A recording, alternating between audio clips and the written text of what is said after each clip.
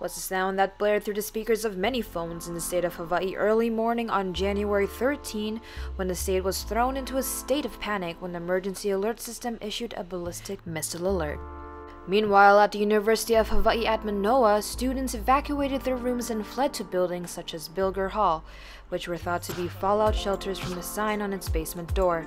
But it was confirmed by UH spokesperson Dan Meisenzahl that those signs at Bilger's basement and others on campus were from the Cold War era. Those signs have been since removed as the space is no longer a fallout shelter. And less than an hour later, the alert was announced as false by the Hawaii Emergency Management Agency. Following the alert, Kaleo asked students for their personal experiences and whether they thought the state of Hawaii and UH were prepared. So I woke up and it was right before the alarm had gone off and I got ready for work. And I was living here when the tsunami warning went off, and it was like a 2-foot wave, so I thought this was like a joke too. Or not really joke, but like not real. So I just went to work.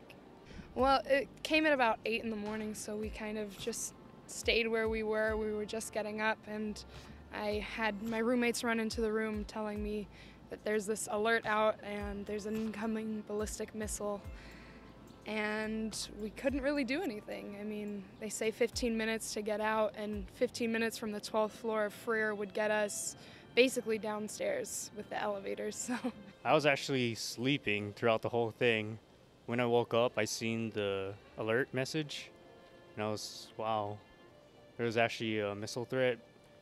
But then I seen the fake news thing and everything, so I was like, okay, that's good. Pretty frightening. I was at the time I was with my girlfriend. We just woken up, and her roommate actually told us about the notification. Walked in, she was pretty panicked. My girlfriend started panicking pretty hard. Unfortunately, we couldn't figure out what to do because I called 911, they didn't pick up, the government website was completely down. None of us have any like real big form of transportation, so we didn't really know where to go. They wanted to hide in the bathroom. I really didn't want to spend the last moments, my last moments hidden over the toilet, so I called my dad, called my stepmom, took a shot of tequila, and then luckily 38 minutes later it was all over, which was, you know, nice relief, but it was pretty scary.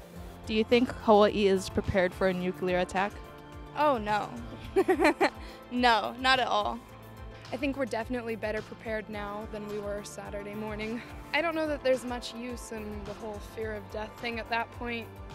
Whatever was going to happen, so we bunkered down where we were. There wasn't any message from the RA or from the university, but at the same time there weren't any sirens, so we weren't too sure how alarmed we should be. Well, they've told us to shelter in place, but I would like to know if there are any shelter structures on campus nearby. I would just stayed in my house, maybe my apartment, and I don't know what else I could have done to protect myself. I heard people were going through sewer holes, going underground and everything, right? So maybe do that to protect myself, but I don't know. And the rumor, at least in our friend group, is our initial response was maybe we should go to UH. They have solid cement buildings, and they said they'd provide shelter. And I called a friend of mine, and he said, don't do it. Apparently a lot of the doors are locked, and that students didn't have access to the buildings. No, I don't think we were prepared. The Hawaii Emergency Management Agency released a statement stating that the cause of the false alarm was due to human error. UHM President Lassner says that the system is currently planning for possible threats in the future, including plans of the best locations for safety. This process began in the fall semester after North Korea's threat on the state.